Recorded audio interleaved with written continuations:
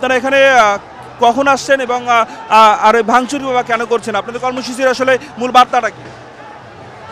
আমাকে ফ্যাসিস্ট শেখ হাসিনা দীর্ঘ ৬টি মাস কারাগারে বন্দী করে রেখেছে মিথ্যা মামলায়।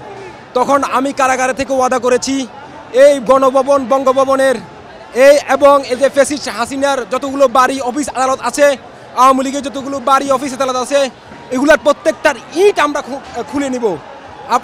আমরা আজকে সন্ধ্যা থেকে এখানে ছাত্র জনতার মিছিল নিয়ে আমরা এখানে এসেছি।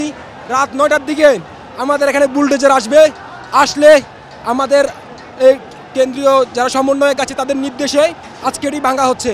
আপনারা জানেন ফ্যাসিস্ট হাসিনা যখন ক্ষমতা থেকে চলে যায় আমাদের মতো যারা সাংবাদিক ছিল, যারা পেশাজীবী ছিল, যারা শিক্ষার্থী ছিল, সাধারণ পাবলিক সবাইকে পাখির মতো গুলি করে মেরেছে।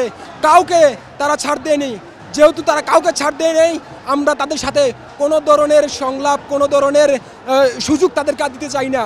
বিএনপি দাবি করছে বা বিভিন্ন সংগঠন তারা বলছে, যেমনটি শুনছিলেন আসলে আপনার এই শিক্ষার্থীরা কিন্তু তারা কিন্তু বলছেন যে কোনোভাবেই যেন আসলে ছাড় দেওয়া হবে না এবং সেই সাথে সাথে কিন্তু আপনার এই ফ্যাসিস্টের যারা দোষর রয়েছে তাদেরকে আসলে কোনো ধরনের কোনো আপনার এই যে বক্তব্য দেওয়ার সুযোগ তাদেরকে দেওয়া হবে না।